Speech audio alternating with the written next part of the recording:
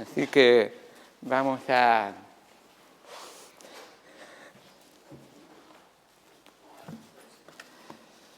El libro de Apocalipsis es un libro de grandes emociones, especialmente para el cristiano, porque cuando se ve en el lado que está, dice todo lo que va a ocurrir, todo lo que estamos pensando que va a pasar, estoy en el lado bueno, estoy en el lado que no lo termino de entender todo, pero sé que estoy en el lado de los vencedores.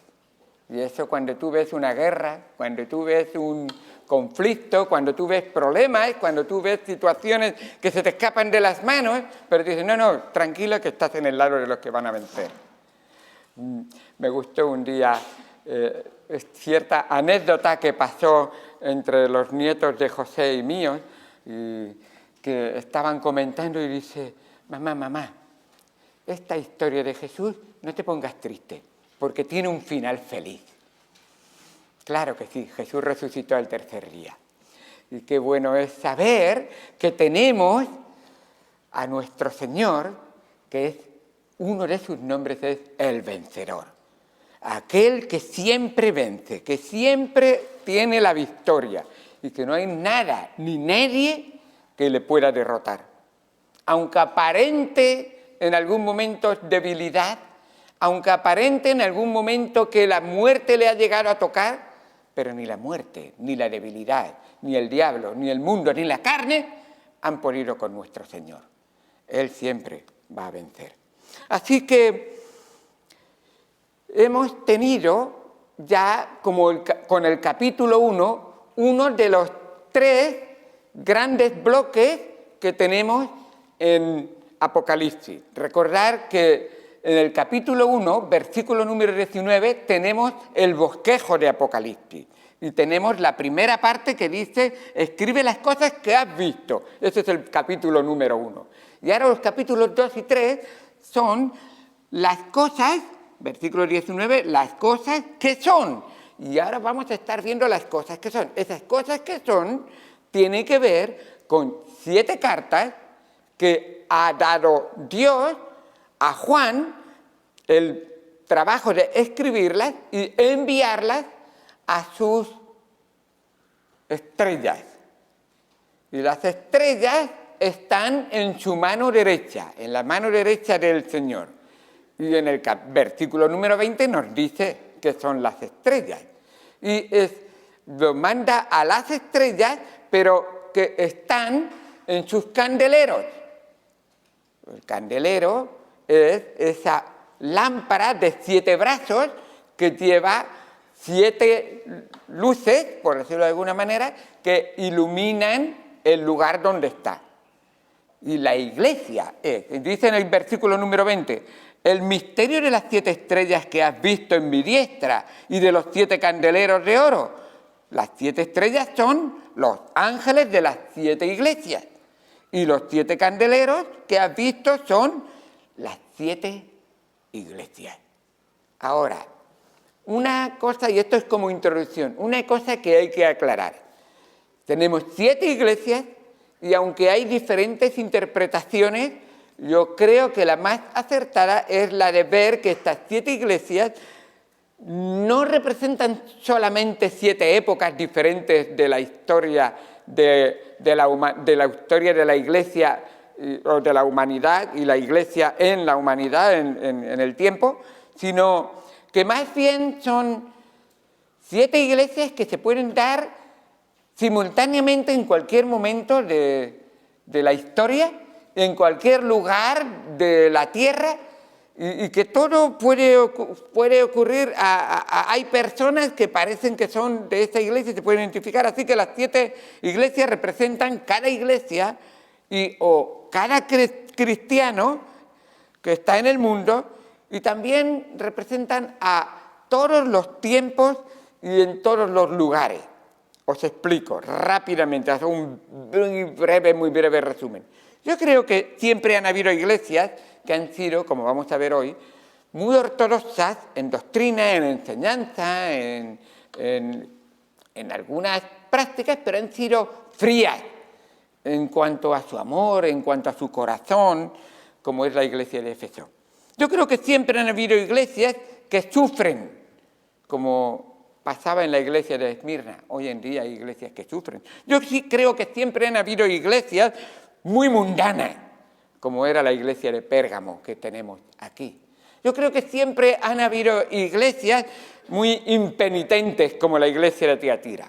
Realmente no eran muy duras en el sentido de no ser sensibles al Evangelio. Siempre han habido iglesias moribundas, como Sardis.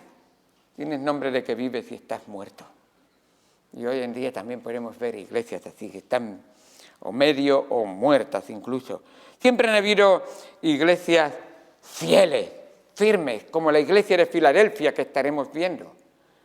Y siempre han habido, y hasta que venga el Señor, habrán iglesias que han sido apóstatas, como la iglesia de la Odisea, que ni eres frío ni caliente, tibio.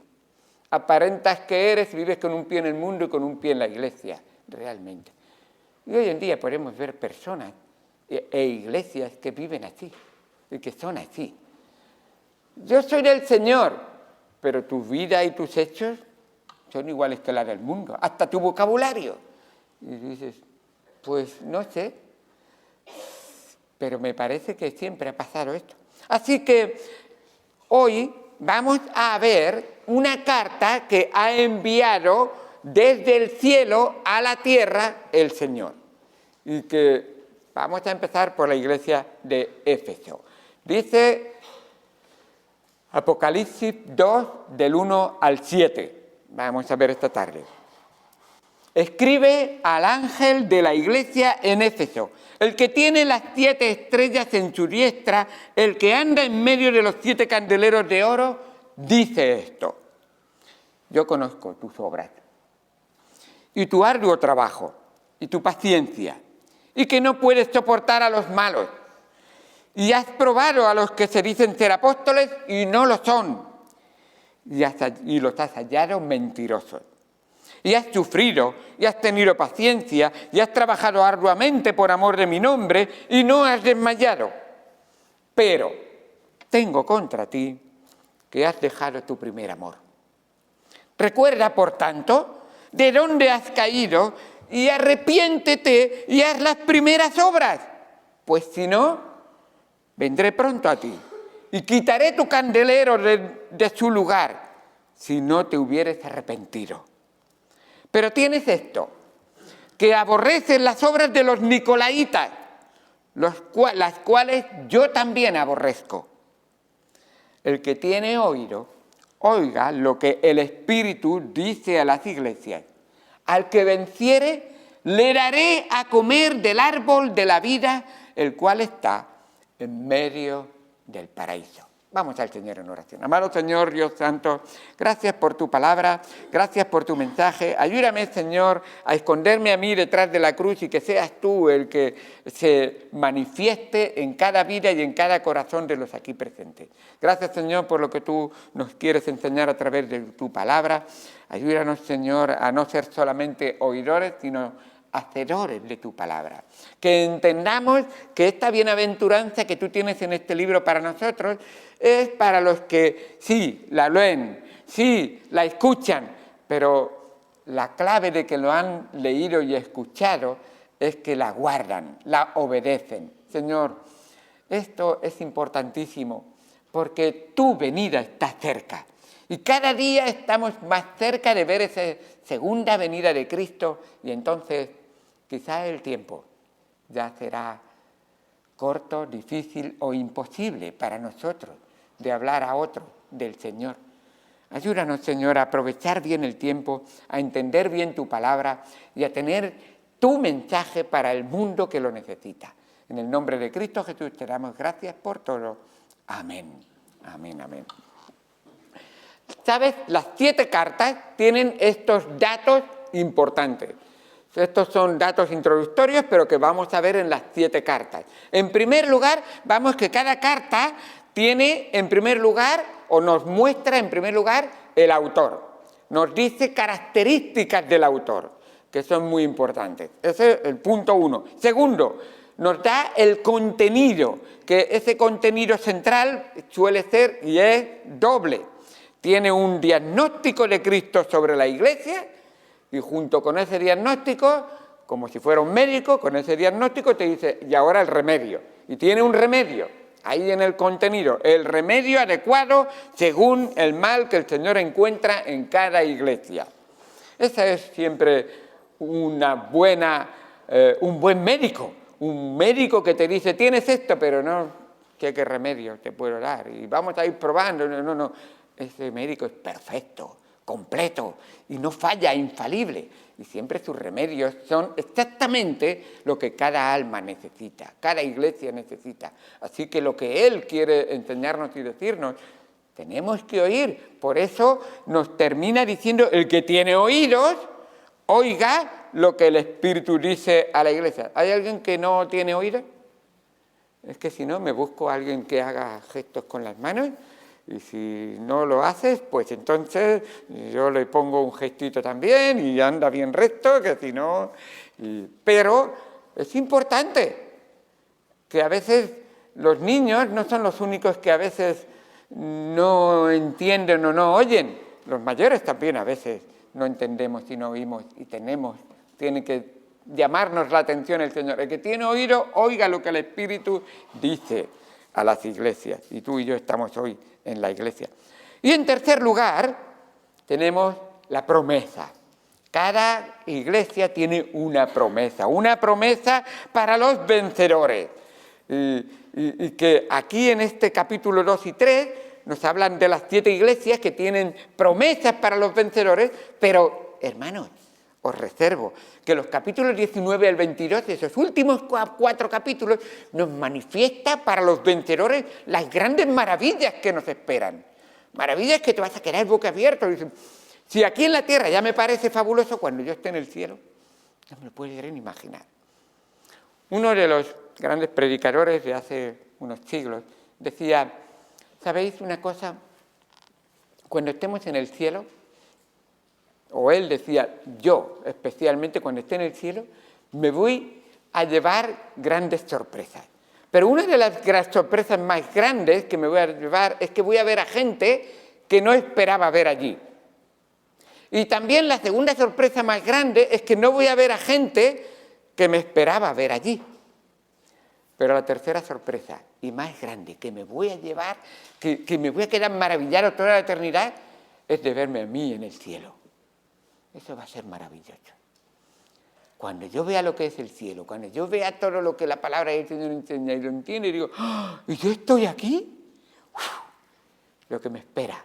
Y tengo una eternidad para disfrutarlo y no se me va a aburrir, no me voy a aburrir en todo el tiempo. Para nada. Qué bueno. Así que Dios tiene grandes cosas. En primer lugar, hermanos, quisiera introduciros Éfeso. ¿Qué es Éfeso? Una ciudad. ¿Pero qué clase de ciudad era Éfeso? Éfeso es una ciudad que en la actual Turquía, que está cerca del mar, tiene una ciudad portuaria. De hecho, es la ciudad que está más cerca de la isla de Patmos. ¿Os suena Patmos? Acaba de mencionar en el capítulo 1 Juan, que se encuentra en la isla de Patmos. La isla de Patmos es una isla carcelaria donde se exiliaba a aquel que no valía la pena ni matarlo. Vamos a quitarlo de encima, que no le oigan más predicar ni hablar, y así sencillamente mandaron al apóstol Juan allí, exiliaron en aquel momento, y lo dice él por causa del Evangelio, por causa de la predicación. Pero él no iba a dejar de hacerlo, por supuesto, porque para él el Señor era lo más importante en su vida. La ciudad era muy importante y aproximadamente calculan que en este tiempo habrían unas 400.000 personas viviendo en Éfeso y como os he dicho, era una ciudad portuaria, tenía un gran puerto, tenía grandes almacenes, tenía un gran mercado.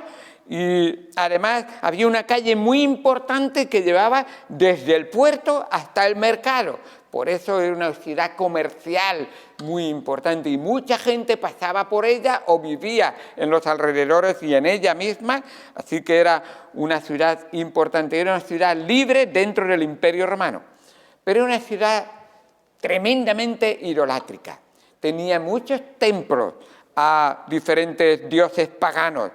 La diosa principal de esa ciudad era Artemisa, o la que llamamos la diosa Diana, una diosa que requería 1000 sacerdotisas que ejercían la prostitución y vivían alrededor de su templo. Todos los que venían a ofrecer a Artemisa sacrificios pasaban a través de estas sacerdotisas y terriblemente la inmoralidad era algo horrible, muy feo. El templo de la diosa Diana era una de las 7 maravillas de aquel tiempo. Tenía 120 columnas de mármol, era algo maravilloso. Todo el mundo decía, hay algo que hay que ver, y uno de ellos es el templo a la diosa Diana. Pero tenía, bueno, como se estaba diciendo, el apóstol Pablo fue allí a predicar y parece que no solamente había muchos cultos idolátricos, muchos templos dedicados a los dioses paganos, sino también que se practicaba la brujería y se practicaba la magia. Cuando Pablo fue allí, en el capítulo 19 de Hechos, nos dice la palabra de Dios que en una ocasión que él estaba predicando, vinieron con sus libros para confrontar a Pablo, y cuando escucharon el Evangelio, compungidos de corazón y convertidos, vinieron y tiraron sus libros ahí en un gran montón, con el que hicieron luego una gran hoguera, y dice que el valor de los libros era de 50.000 piezas de plata. Cada pieza de plata es el precio de un día completo de un jornalero de trabajo. O sea, el valor de 50.000 días de trabajo. Mucho, mucho, ¿verdad? Pues, además, en esa ciudad, como souvenir religioso e idolátrico, se hacía un templecillo a la diosa Diana. Y Demetrio, uno de los artífices, en una ocasión vio que Pablo y los seguidores de Pablo iban a causar un problema en su ciudad, porque si se convertían al dios de Pablo, o el dios verdadero, entonces iban a dejar de adorar a la diosa Diana y su negocio no iba a prosperar, no iba a funcionar y sus riquezas se iban a ver mermadas. Exactamente. En Hechos 19, el versículo 27 dice que Demetrio habló y dijo, y no solamente hay peligro de que nuestro negocio venga a desacreditarse, sino también que el templo de la diosa Diana sea estimado en nada y comience a ser destruida la majestad de aquella a quien venera toda Asia y el mundo entero. Cuando oyeron estas cosas se llenaron de ira y gritaron diciendo, ¡grande es Diana de los Efesios! Y luego continúa diciendo que se armó un gran alboroto y en esto cogieron a uno de los judíos que estaban allí y se sacaron de entre la multitud a Alejandro, empujándole los judíos. Entonces Alejandro, pidiendo silencio con la mano, quería hablar en su defensa ante el pueblo. Pero cuando le conocieron que era judío, todos a una gritaron por casi 2 horas. Yo voy a tratar de gritar menos de 2 horas, pero por casi 2 horas. ¡Grande es Diana de los Efesios! ¡Grande es Diana de los Efesios! Y no les dejaron hablar. Y así estuvieron gritando y gritando sin parar. ¡Qué locura! Nos dice la palabra de Dios que viendo la situación, entonces el escribano que estaba encargado de hacer juicios y de tratar los asuntos y las diferencias y los problemas entre los ciudadanos, cuando había apaciguado a la multitud, dijo, varones efesios, ¿y quién es el hombre que no sabe que la ciudad de los efesios es guardiana del templo de la gran diosa Diana y de la imagen venida de Júpiter? Así que dice, si esto es así, ¿por qué se estáis peleando? Hombre, si la diosa Diana es una diosa, pues todo el mundo lo sabe y de ella también, dejadla ella tranquila y no os metáis. Así que ellos creían que su diosa había caído del cielo y y pensaban que esa diosa tenían que defenderla. Bueno, todo esto para introducir un poco el contexto de lo que está ocurriendo. En Éfeso se empezó una iglesia. Para empezar, los primeros que llegaron a Éfeso fueron Aquila y Priscila, una pareja muy instruida en la palabra de Dios, que estaban donde iban, como su vida era Cristo, testificaban de Cristo y hablaban de Cristo. Y ya dejaron las primeras semillas donde ellos estaban. Después vino Pablo y estuvo predicando durante 3 años en Éfeso, aparte de todos los disturbios y todo lo que ocurrió, pero un buen grupo de efesios se convirtieron al Evangelio y estuvieron ahí. Pablo escribió una carta a los efesios que tenemos nosotros ahí mismo, en la palabra de Dios. Después de Pablo se marchó, viendo unas diferencias y unas cosas que no estaban andando correctamente, envió a Timoteo. Y Timoteo les instruyó durante un buen tiempo. Y Timoteo recibió 2 cartas pastorales para instruir en cómo dirigirse en la iglesia. Así que ya vemos que Aquila y Priscila, ya vemos Pablo, ya vemos una carta de Pablo escrita a los efesios, ya vemos Timoteo, 2 epístolas pastorales que le llegan a Timoteo, y después viene el apóstol Juan. Y el apóstol Juan hace de Éfeso su ciudad principal y él pastorea un grupo de 7 iglesias, entre ellas Éfeso, donde él está pastoreando. Y claro, el Evangelio de Juan, ¿quién lo escribió? ¿Veis cómo decir el caballo blanco de Santiago, de qué color es? Pues el Evangelio de Juan lo escribió Juan. Y ahí lo tienes a Juan con su Evangelio enseñando el Evangelio de Juan. Pero además Juan escribió 3 epístolas universales. Y por si alguien no lo sabía, Éfeso estaba en el universo. Así que ahí llegaba la carta, las 3 cartas de Juan. Tenemos una iglesia muy instruida, muy bien basada en la palabra de Dios. Y vemos realmente una iglesia que estaba cimentada en la verdad, que había sido guiada y pastoreada por líderes fieles de la iglesia, fielmente. Pero aún a esa iglesia, que desde la visita de Pablo hasta esta carta que tenemos aquí de Apocalipsis, han pasado unos 38 años, entre 35 y 40 nos dicen los historiadores. Fíjate. Pero a esa iglesia, con esos años, Dios tenía algo que decirle. Y esta iglesia tenía que recibir el mensaje del Señor.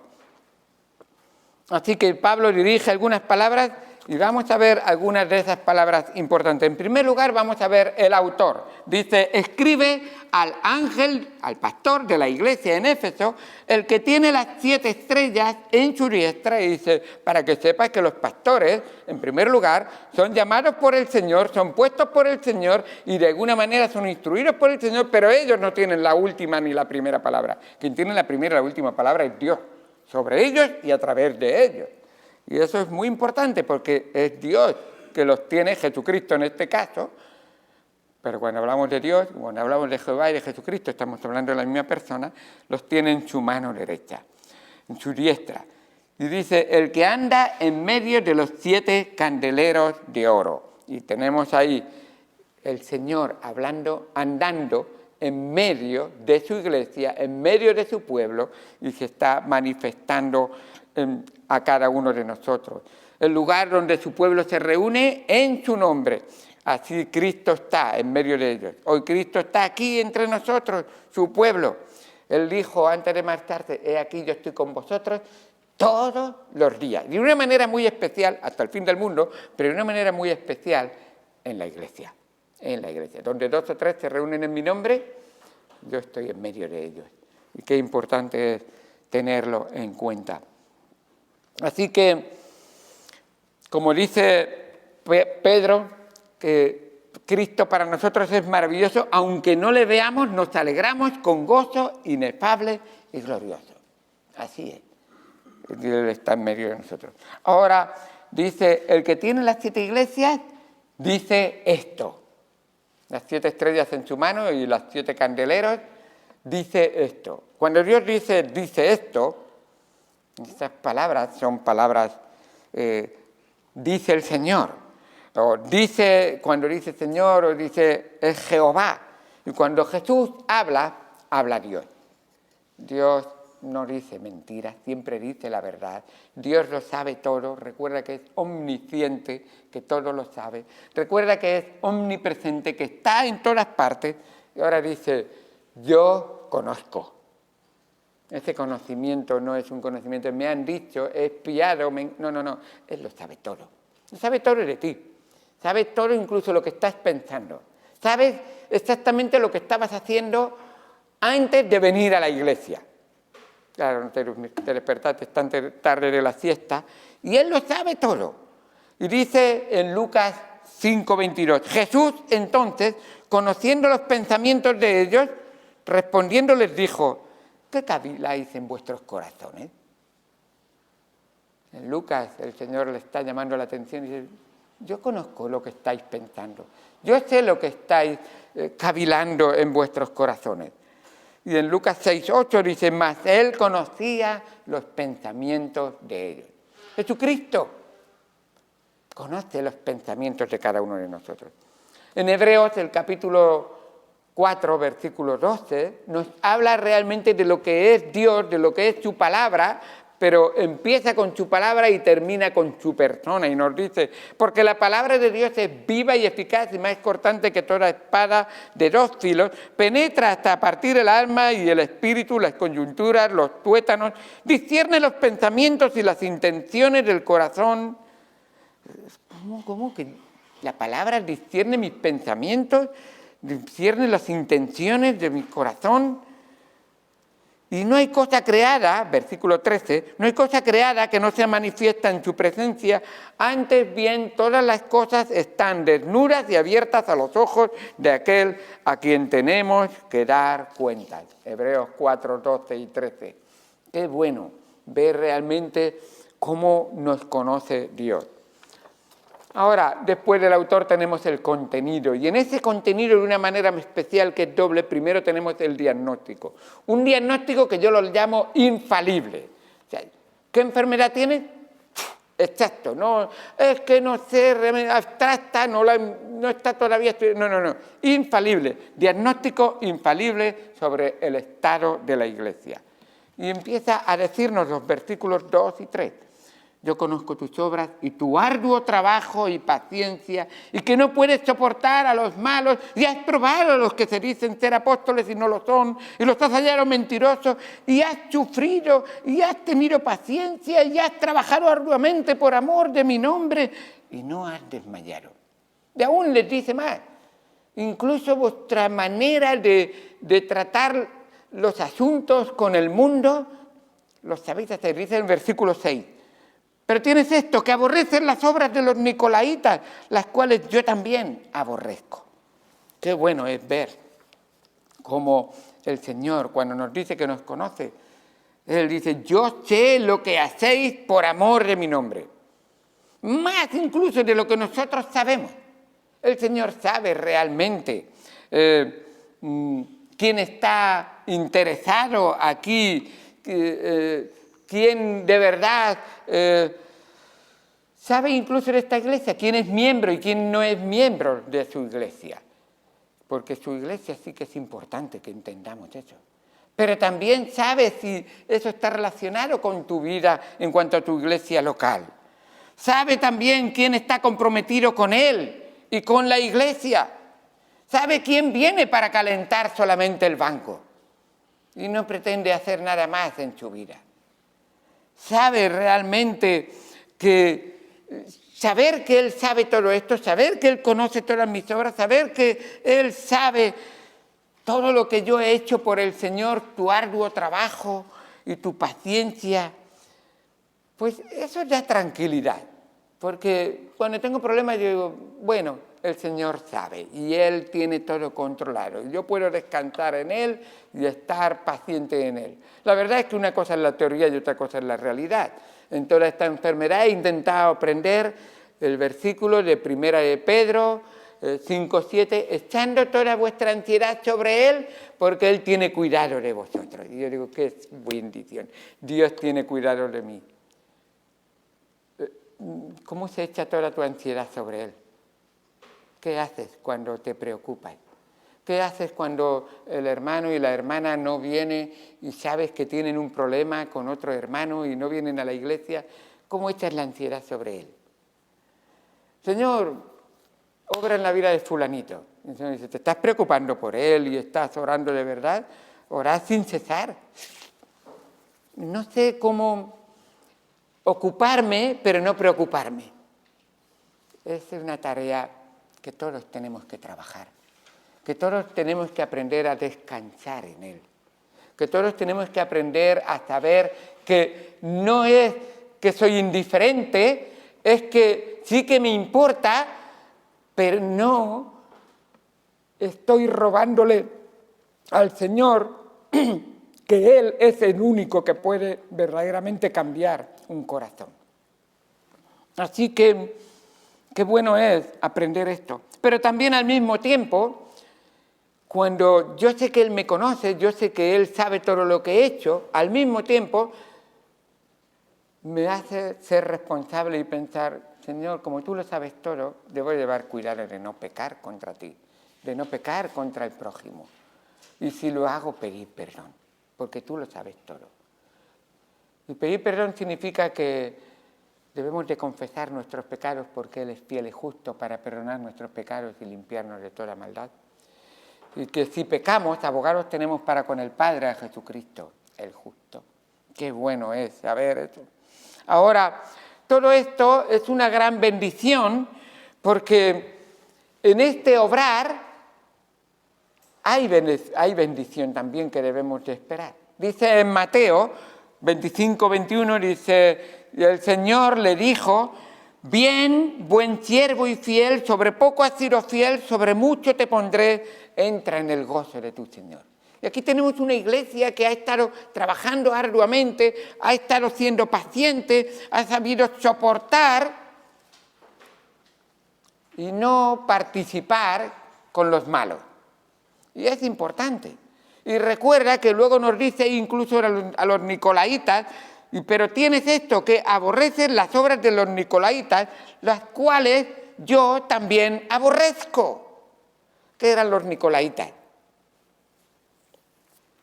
Pues los nicolaitas eran unos que venían del gnosticismo. Y el gnosticismo que tenían estos nicolaitas era uno que decía lo material es una cosa, lo espiritual es otra, lo material es malo, lo espiritual es bueno, así que la carne y el espíritu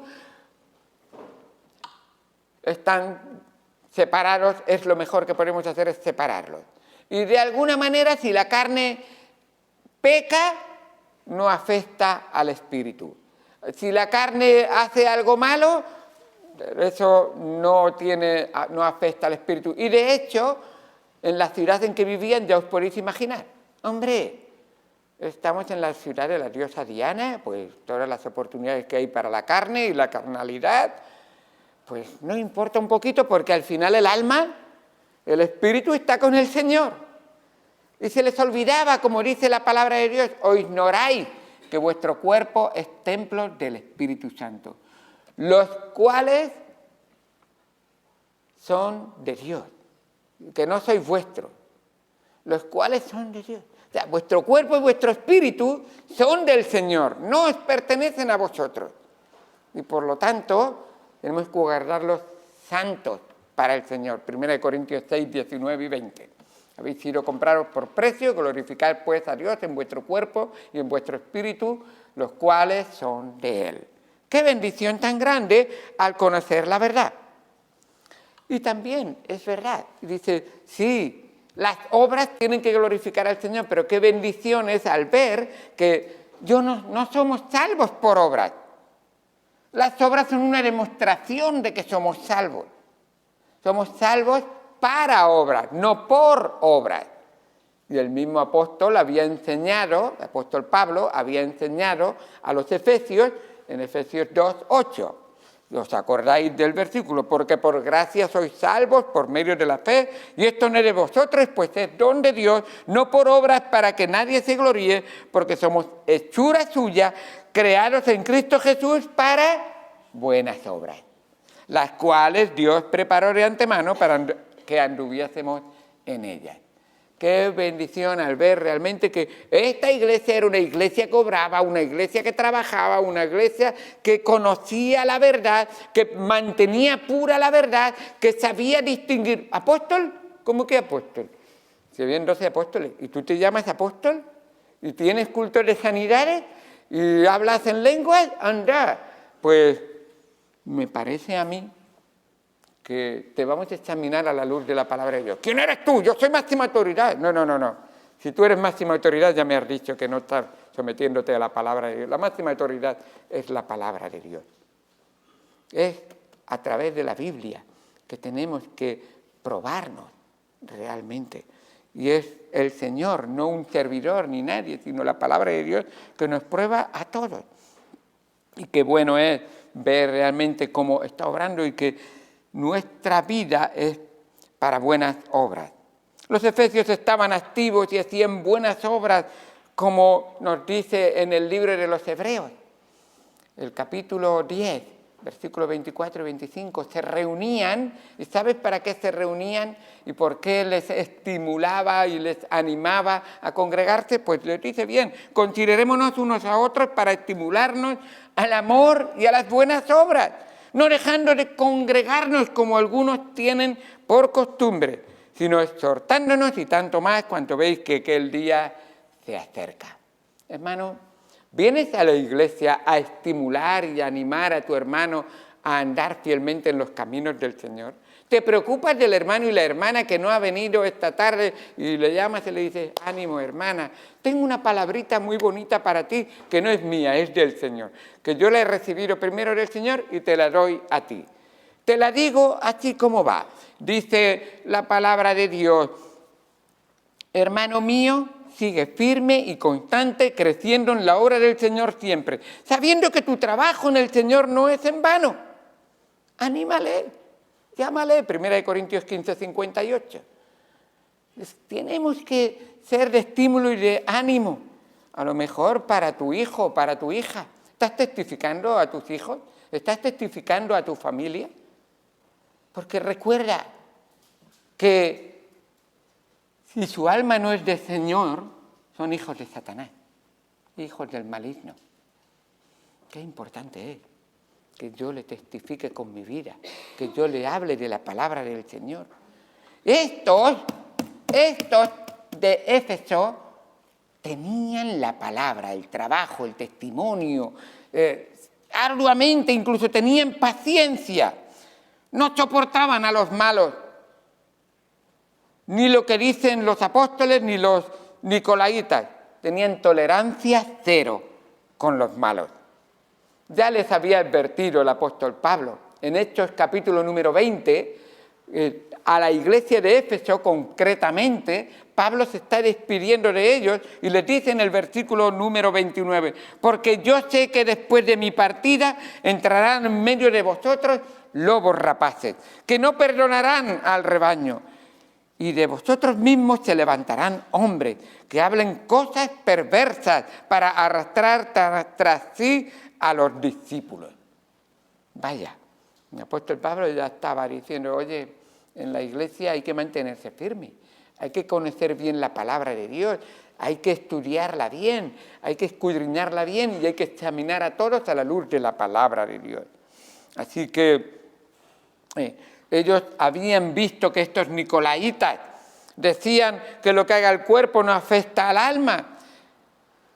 Y sabían muy bien, como Juan enseña, nosotros somos sal de la tierra, no estamos corrompidos, la sal purifica los alimentos.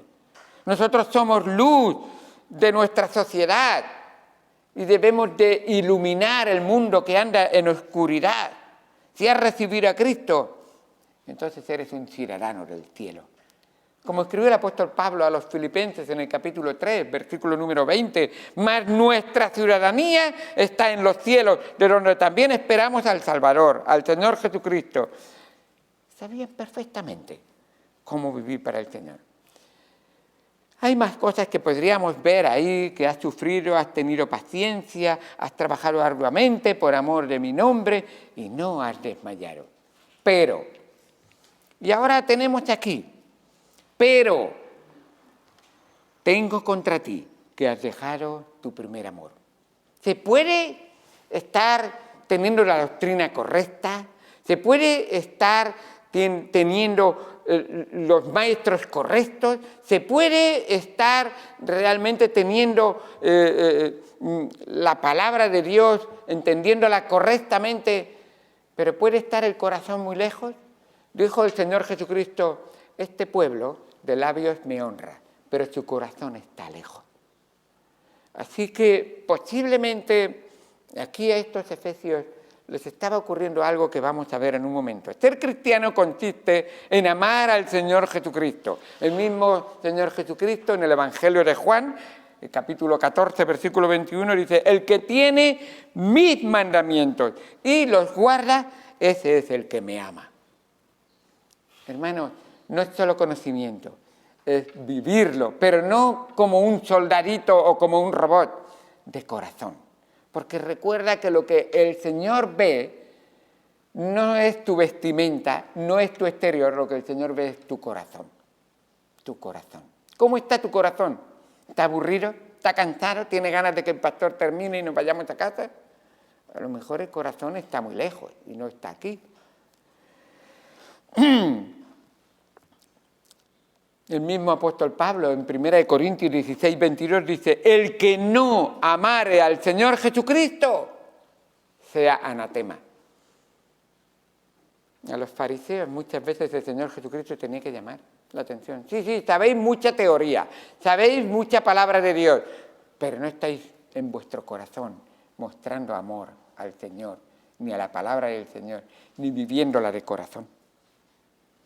El Señor viene. Y cuando Él venga, ¿cómo te va a ver? ¿Te va a ver que el amor de Cristo constriñe tu corazón? ¿Qué es constreñir? Pues tiene que ver con una presión que es la causa de una acción. Algo que me presiona y quiero hacer algo que agrade al Señor. Y es un deseo fuerte y genuino de ofrecer tu vida por el Señor. Así que Cristo, para estos cristianos en Éfeso, había dejado de ser hermoso. En un matrimonio, en una relación de pareja, cuando por el paso del tiempo, a propósito, yo y yo llevamos 38 años casados, casi los mismos años que vemos aquí en esta iglesia, cuando deja de ser atractiva, deja de ser hermosa para ti, y tú dices, no, pero es mi mujer, yo tengo que cumplir, yo tengo que traer el dinero, el sueldo, yo tengo que proveer las necesidades, yo tengo que cumplir como hombre, yo tengo que hacer las cosas. Y dices, uy, hay algo que se ha enfriado ahí, hay algo que ha dejado atrás. Dice la palabra de Dios que para aquellos que amamos al Señor, Cristo es precioso para nosotros. Para vosotros que creéis, Él es precioso. Primera de Pedro 2:7. Es como dejar de ser agradecidos, dar por sentado ya todo. Ya damos por sentado que estamos casados, que yo ya no tengo que hacer ningún esfuerzo por atraerla, ni ella me atrae a mí. Y realmente, ¿puede pasar algo así con nuestro Señor? Dice que has dejado, no que has perdido. No has dejado de ser hijo de Dios, no has dejado de tener la salvación, no has perdido la salvación, pero sí que has dejado de mantener caliente, de regar esa planta, de estar constantemente. Es algo que se ha hecho adrede. ¿En qué momento? No sabemos, pero a veces podemos llegar a ser así. Creo que Jesús, conociendo las vidas de estos cristianos en Éfeso, Podría haber señalado otras cosas que estaban mal, pero él sabía realmente, yo creo que la raíz de otros problemas es este. Y el Señor Jesucristo sabía muy bien. Y entonces sabía que la raíz de los demás problemas era que habían dejado su primer amor. Y pienso en otra ocasión que el Señor Jesús llamó la atención. En una ocasión vino un joven rico al Señor Jesucristo y vino diciéndole: Señor, ¿qué haré para heredar la vida eterna? Y yo le dijo: pues los mandamientos, ¿sabes? Yo todo lo he hecho esto, he hecho lo otro, todo esto lo he hecho. Y el Señor podría haberle dicho: yo sé todos los detalles de todo lo que tú has hecho y lo que... Y el Señor le dice: creo que una cosa te falta, le dice, una cosa te falta. Y él dice: pues me falta una del millón de cosas que he hecho, pues una más. Mira, qué fácil está. Y le dice: tienes mal enfocado tu amor. Tu amor está muy mal enfocado. Vende todo lo que tienes y ven y ámame a mí sobre todas las cosas. ¿Cómo? No estabas bien enfocado. No amas a Dios con todo tu corazón, con toda tu alma y con toda tu vida, con toda tu mente. Estás muy mal enfocado. Y dice la palabra de Dios que el hombre se fue triste. No quiso el remedio que vamos a ver aquí, que pasa por el arrepentimiento. ¿Os acordáis del apóstol Pedro? ¿Qué le pasó al apóstol Pedro? ¿Cuál fue el problema del apóstol Pedro? ¿Qué le llevó al apóstol Pedro a negar 3 veces al Señor Jesucristo? El problema de Pedro, del apóstol Pedro, no fue la valentía, no fue la cobardía. Algunos dirían: sí, ¿cómo que no? Tuvo miedo de la sirvienta que era portera ese día y estaba controlando los que entraban y salían al patio de la casa de Caifás, del sumo sacerdote. Y cuando le dijo, le entró en pánico. O tuvo miedo de los 2 siervos del sumo sacerdote que estaban en el fuego y le preguntaron a él. No. El Señor Jesús, cuando resucitado, quiso restaurar a Pedro, mirándole a Pedro a los ojos. No le dijo: cobarde, el otro día me negaste, ¿no me dijiste que iba a ser un valiente? ¿Dónde está tu valentía? No, él le miró y le dijo una sola pregunta que marcaba la raíz del problema: Pedro, ¿me amas? Y Pedro lo puedo imaginar diciendo: esto es peor que la negación que hice. Pero la verdad es que me ha puesto el dedo en el centro de mi problema. Y no le dijo: sí, no, tú lo sabes, maestro. Tú sabes. Y hasta 3 veces le preguntó: Pedro, ¿me amas? José, ¿me amas? Rosa, ¿me amas? Fernando, ¿me amas? Mauricio, ¿me amas? Omar, ¿me amas? Y la pregunta es clave porque sobre toda cosa guardada, guarda tu corazón, donde el verdadero amor debe permanecer una vez naciste para siempre en él. Así que el Señor Jesús sabía muy bien cómo preguntarle dónde estaba su amor.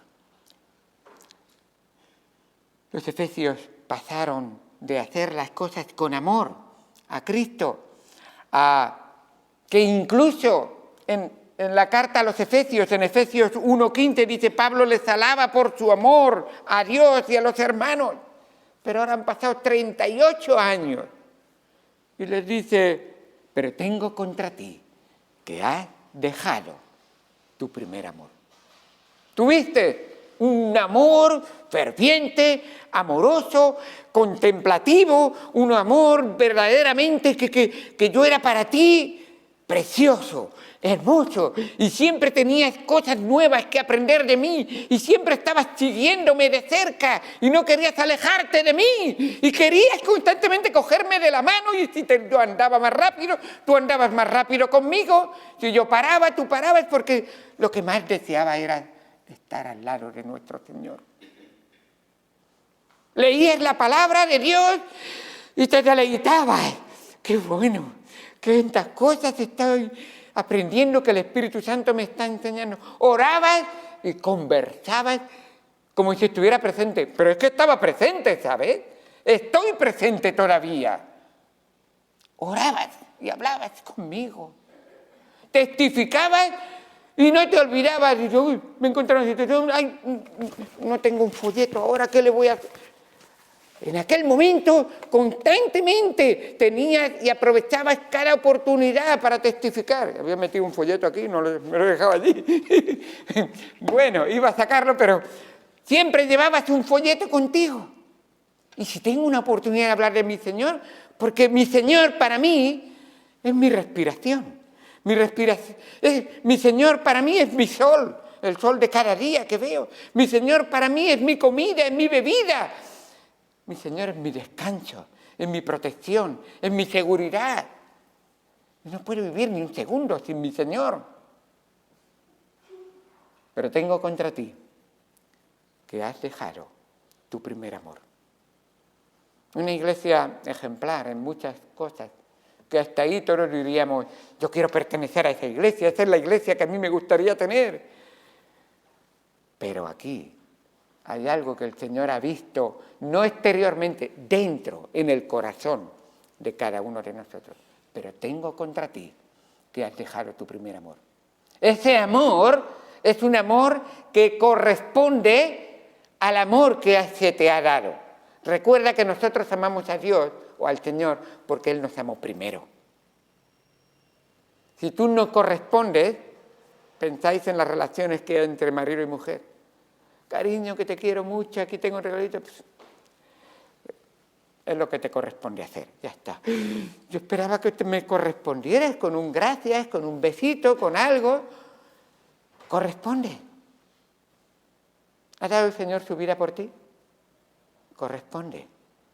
¿Te ha dado el Señor instrucciones para vivir tu vida con un amor, con un deleite para protegerte y cuidarte?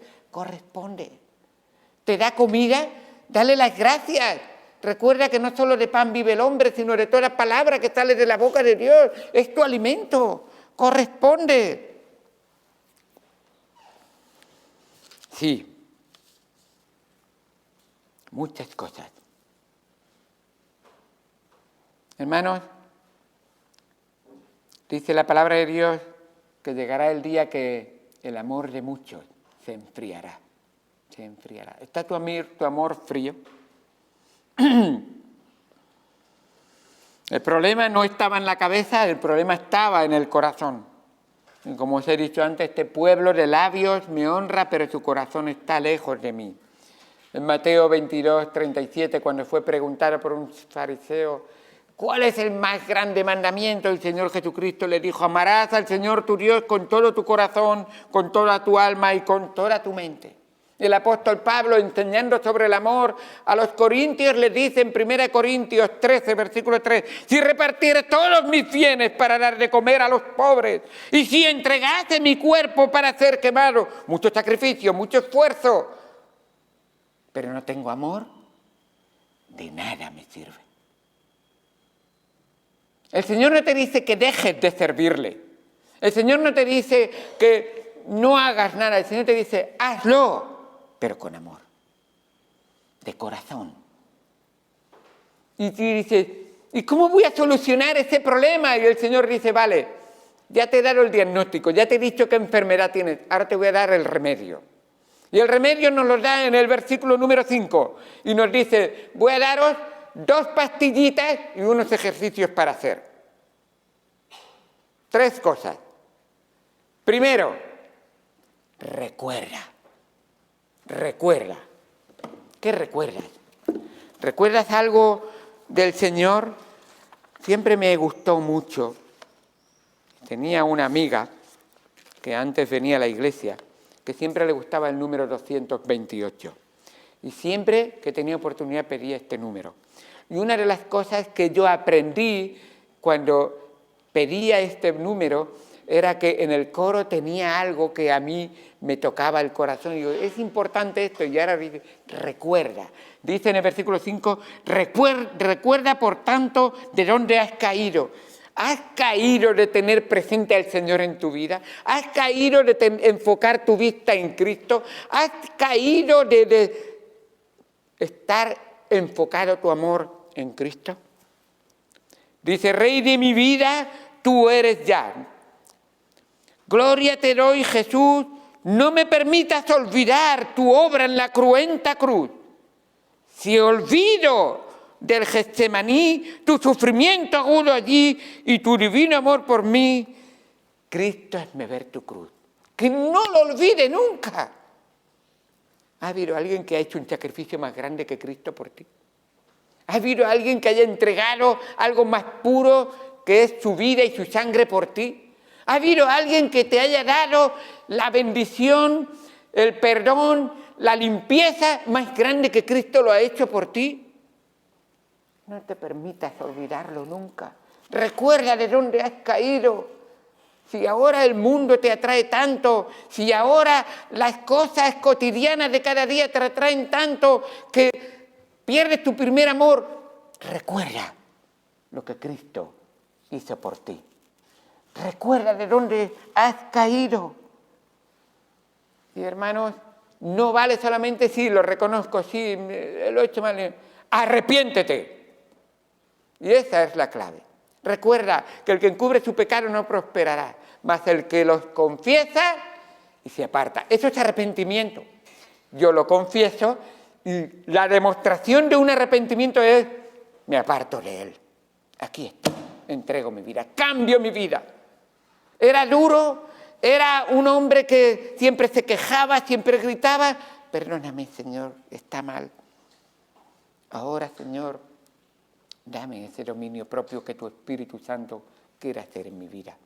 Dame ese control, dame esas palabras tuyas.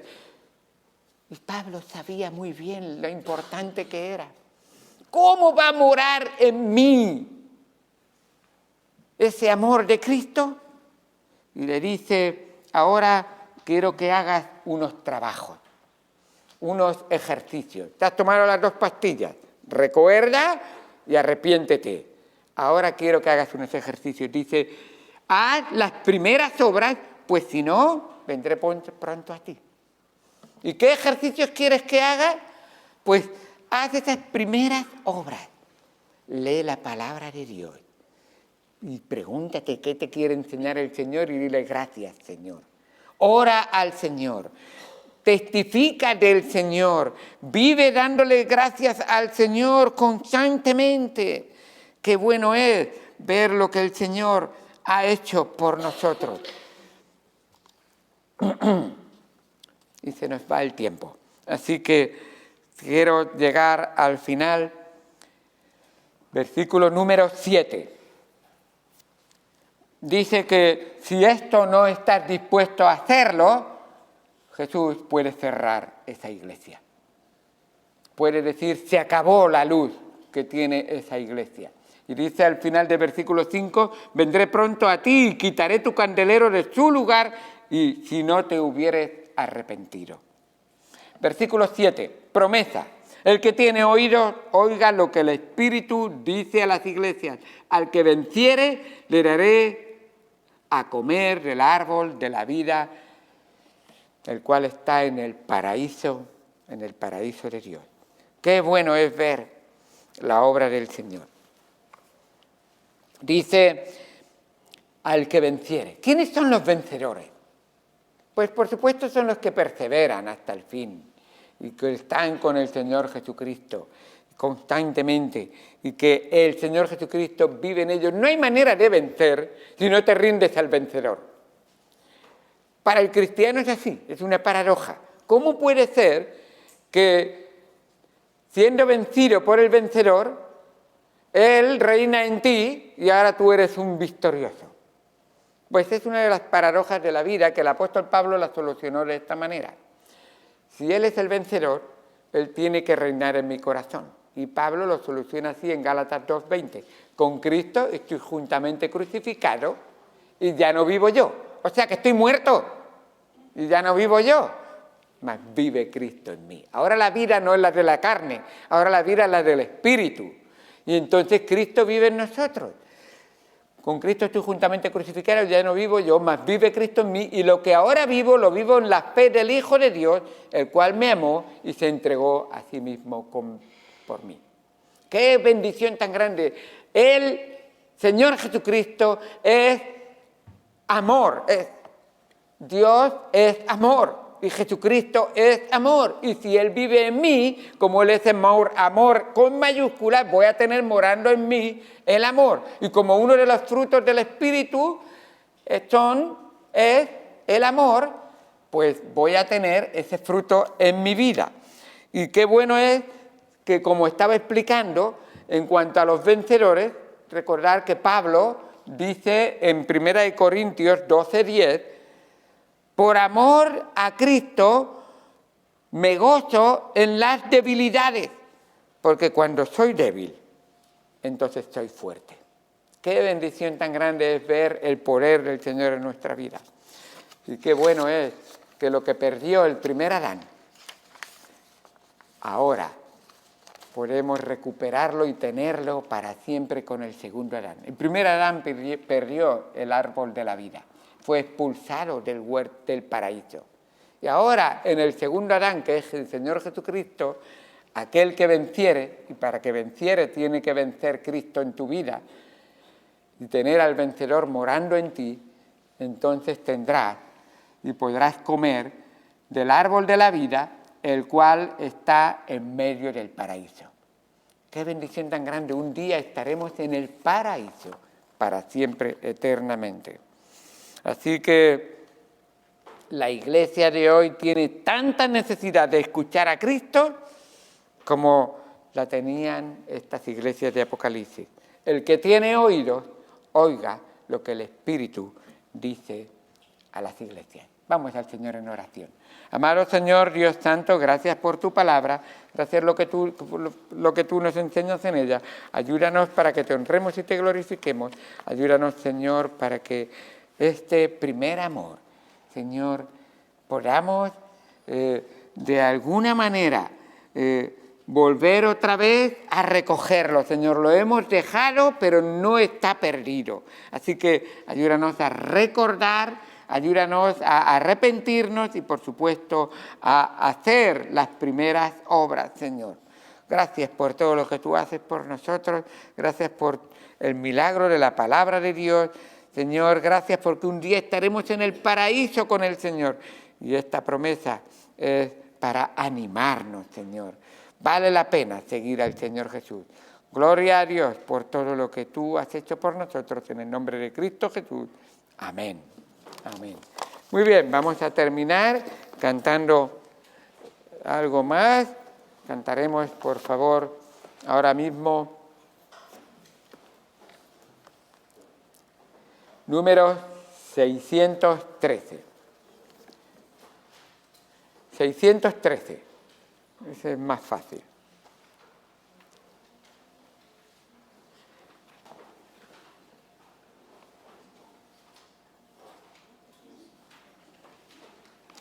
Puestos de pie, por favor. 613.